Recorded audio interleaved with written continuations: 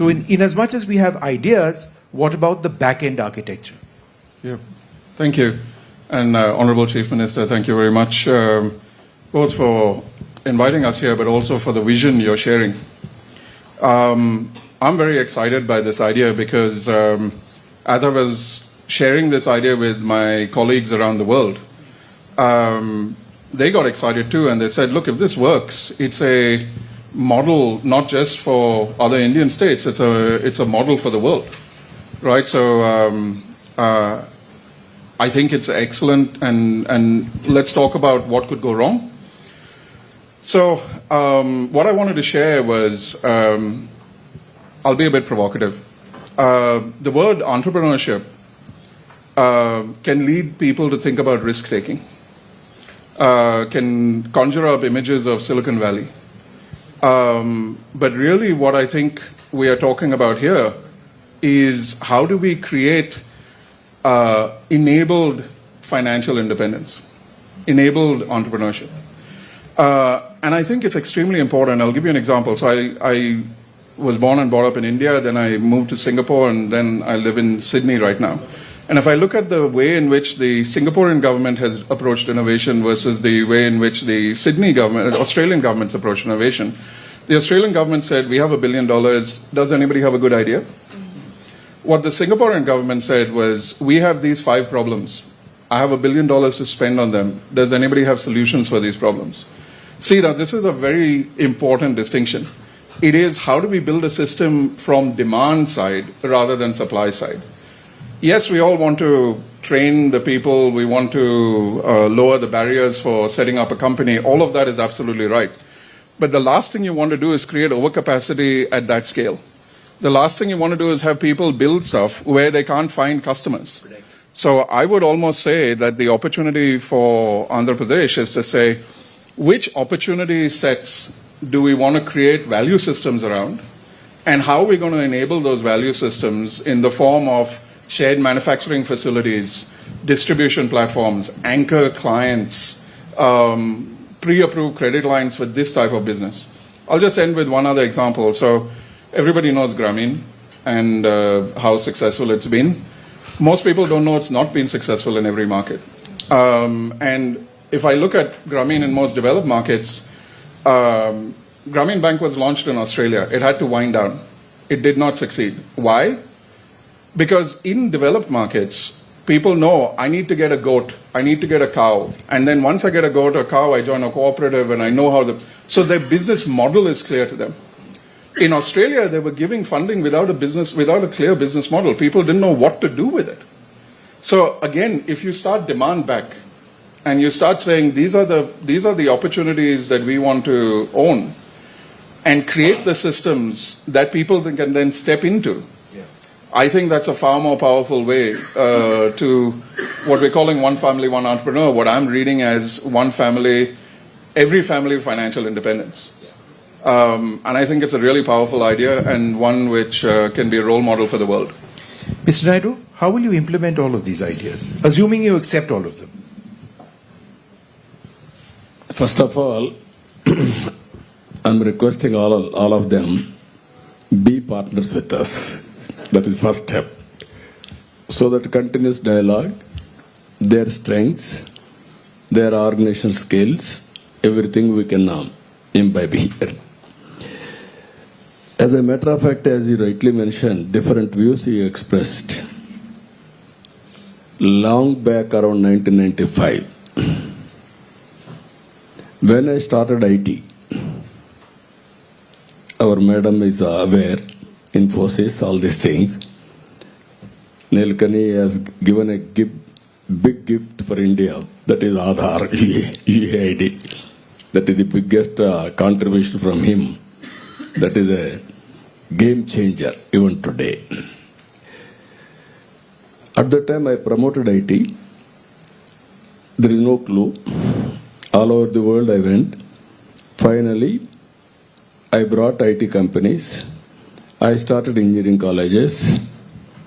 Then I promoted step-by-step ecosystem. Ultimately, they migrated from Andhra Pradesh to different countries. Now 195 countries, every country there are Telugu community. How many years? Only 25 years. What is the per capita income? Highest per capita income in any country. America, if you go, highest per capita income, only these people. Even Ireland, even Netherlands, even Germany, Japan, everywhere they have spreaded now. At that time, I used to do one more experiment. I used to take entrepreneurs and prospective entrepreneurs, not with my cost. I used to take everybody along with me, one get together, local entrepreneurs of that place, my entrepreneurs. Then I used to give my presentation, this is my vision, all these things. Then I used to network our entrepreneurs with other entrepreneurs. That is where inspiration. Over a period of time, all entrepreneurs of Andhra Pradesh has become very strong entrepreneurs.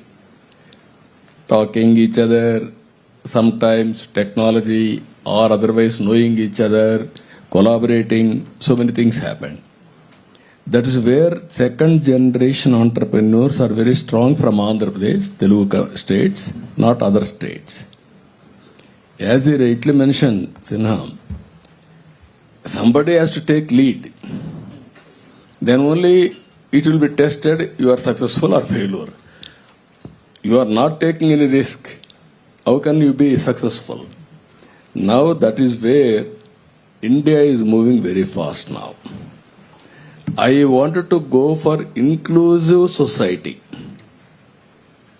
Growth story should be inclusive. Financial independence you call, or otherwise one family, one entrepreneur. Just now I asked our IBM and everybody to train AI. They are having a plan of 5 million. I am asking them to train 1 million plus in Andhra Pradesh. Mega scale. Here I request you one thing, all of you. Industry, service, agriculture, everything is going on.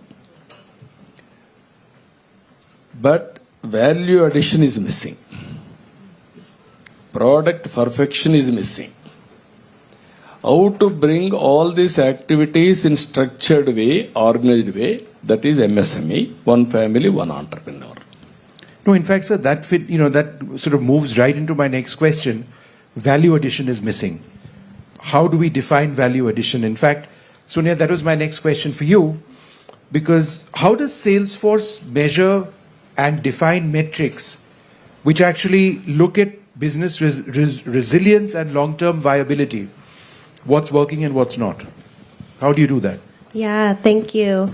Well, the first thing that comes to mind is a journey we've been on for a long time. Our philanthropy has been focused on education, and this conversation is really resonating with me because over the last 2 years we've been thinking about reskilling and upskilling and how do we have to transform our own workforce at Salesforce, but how do we help others do that?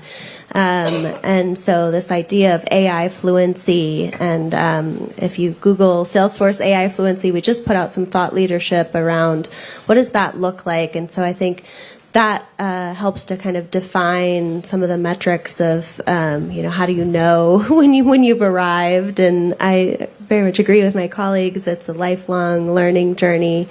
The other thing that comes to mind is true kind of classic definition of environmental sustainability. So for us, when we think about things like regenerative agriculture, or decarbonization, or clean energy transition, we do a significant amount of tracking on our own software of carbon emissions, clean energy produced, additional clean energy to the grid, fresh water conserved or regenerated.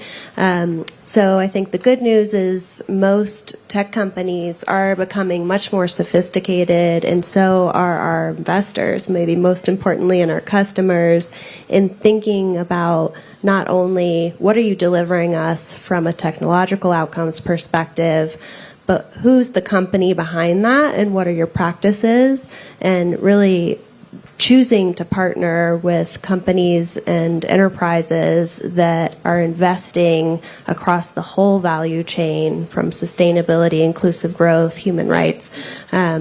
So we're pleased to be on that journey, and I'm so excited to see some of the largest companies in the world, folks who are here like Amazon, Google, Microsoft, etc. Some of our hyperscalers that we're so heavily reliant on Sure. for this digital age. Sumanth, how does one become an entrepreneur in the clean energy space? Look, I think to talk about what Nigel was talking about, the demand side clearly is there. So I think that is one thing that is established. I think beyond that, it's a matter of taking risk. Having. I think one basic precondition for being an entrepreneur is you need to have a level of education. You need to be able to understand what's happening around you. You need to be able to sense, what are the opportunity sets around you. You need to be able to go and talk to people to raise financing and so on. So for all of that, I think education is a basic prerequisite. So I think along with the One Family, One Entrepreneur program, clearly the whole thrust on education really needs to be strengthened to the extent it isn't already there. But certainly that is an area that needs to be looked at. I think the other important thing is, risk-taking in India so far has not really been a very positive thing. Everybody has been very risk-averse in general, certainly in northern India, where I grew up, perhaps not so much in Andhra. But risk-taking is something that we need to encourage. We need to make examples of people who've tried again and been successful to prove the fact that taking risk and not succeeding there's nothing wrong with that, right? So take the stigma away from being an entrepreneur and not being successful. Because not everybody is successful. The reality is that a lot of entrepreneurs do not end up being successful. So I think the basic prerequisites of being an entrepreneur need to be fostered.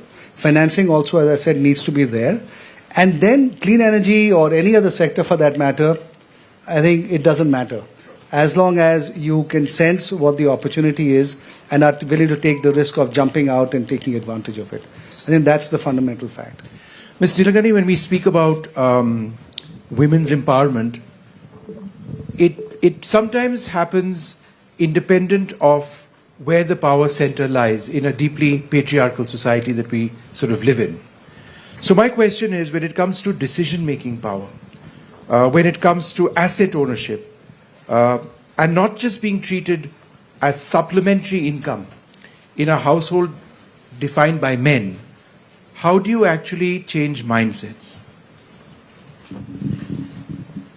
I think mindsets are changing. It's slower than we would like, but it's definitely changing. I think, women are in India and globally staying longer in education than men. This has changed just in the last 15 years.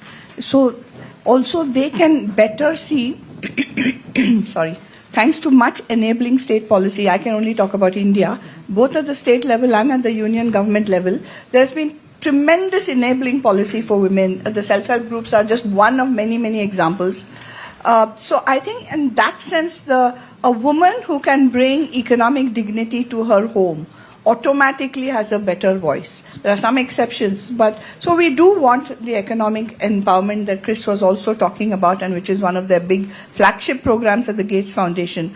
I just want to say one thing more here, that we know, as Sumanth also just said, that 1 in 10 entrepreneurs usually succeed. We don't want with this program to set up 9 to fail without some kind of safety net. In the West, the free markets, they talk about free markets, but they have tremendous safety nets for their entrepreneurs. How can you imagine? So if I'm a young entrepreneur, say coming into the renewable energy sector, and I want to bring money into the family, I want dignity, I may fail the first time.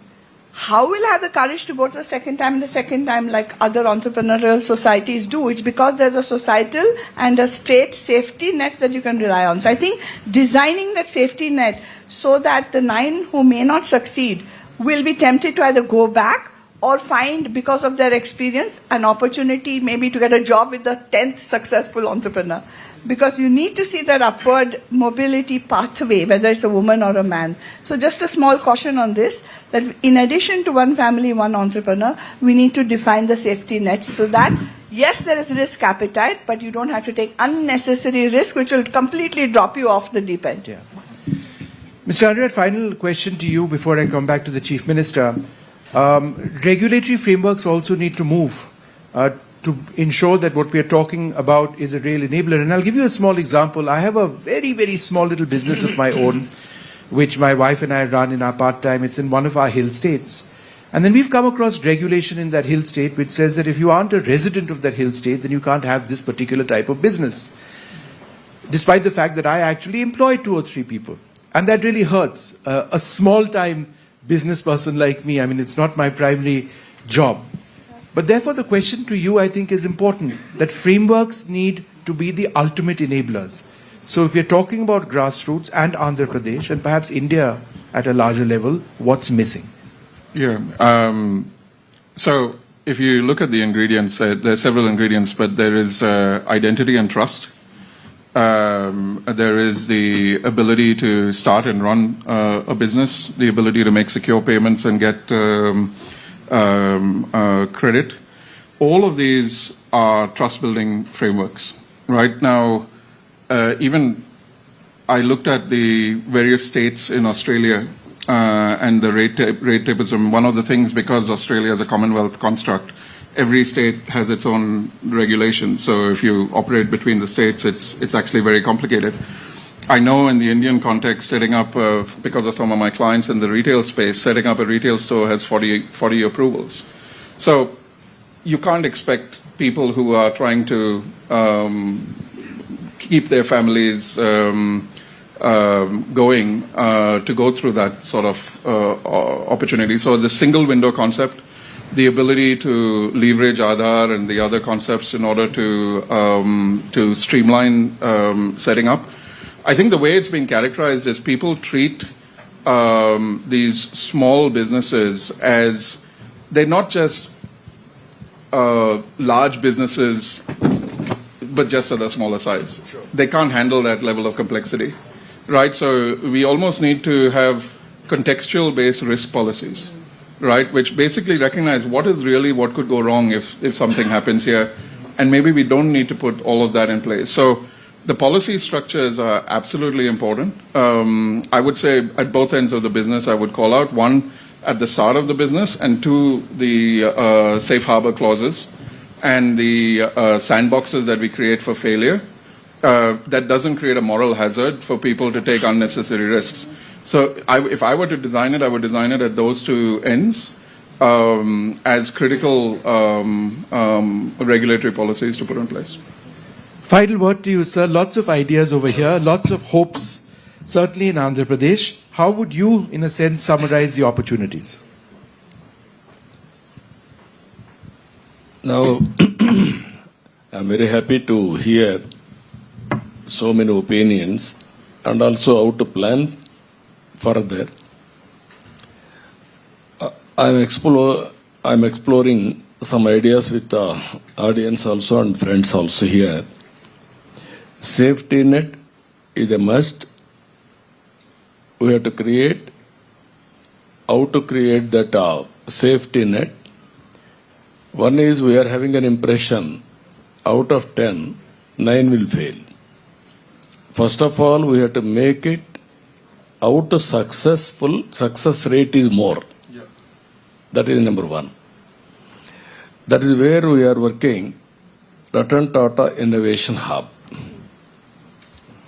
Now main center and 5 zones. Then we will take it last mile district, supporting infrastructure, MSME parks, every constituency, plug and play. Somebody is coming with idea, then they will start the industry. This type of exercise we are doing. Second one, P4, we are working a concept.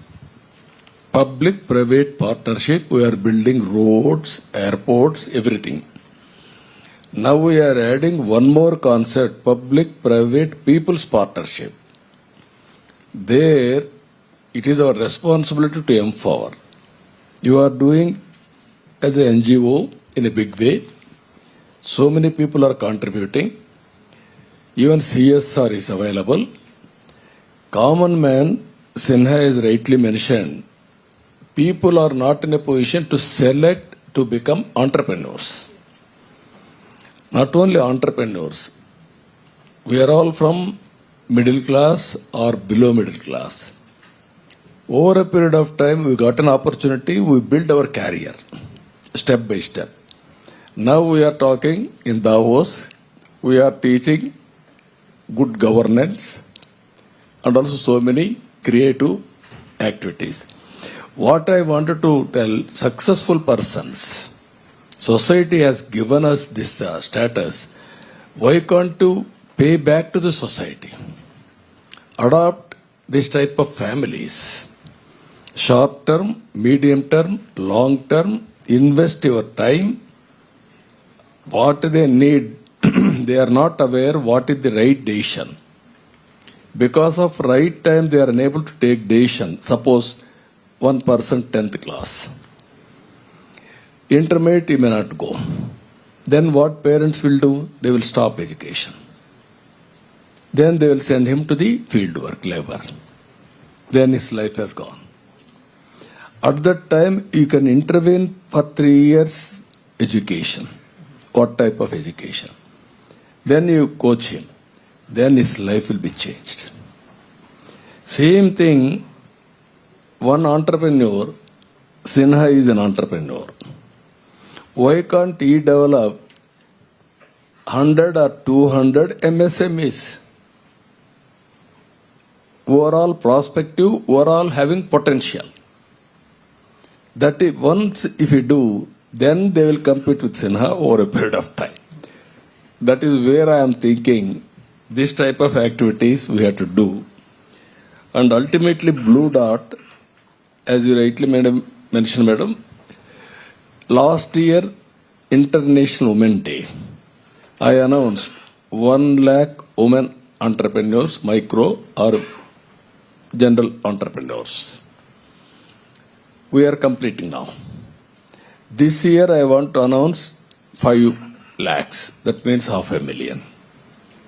Next year, if I succeed, I can announce 1 million. People like you has to come there and inspire them, your success stories.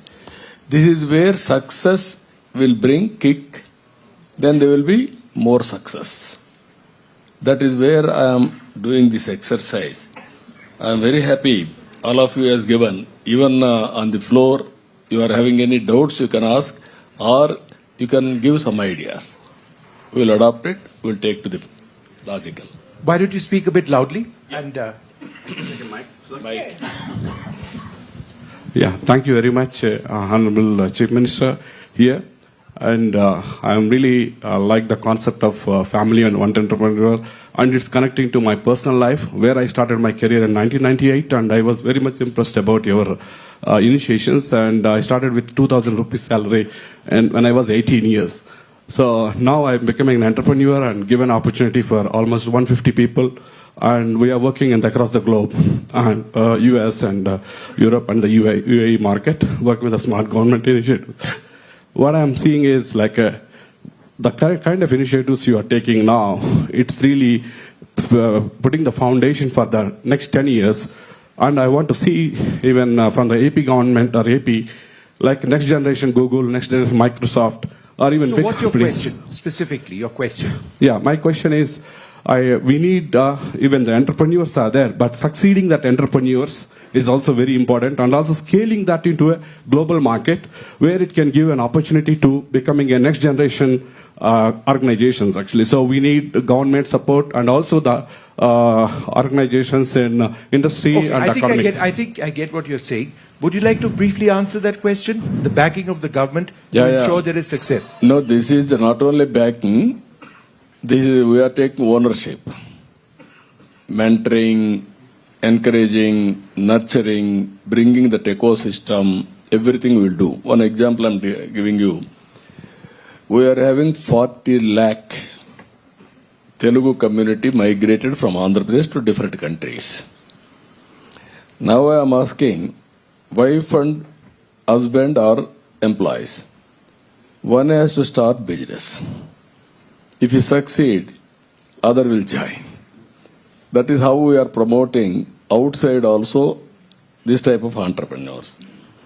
As you rightly mentioned, this is the exercise I am doing. Brand, how to promote. Every small brand may not have valid. How to bring common brand for all these people. Dhakra women, common brand, common marketing, Absolutely. product perfection.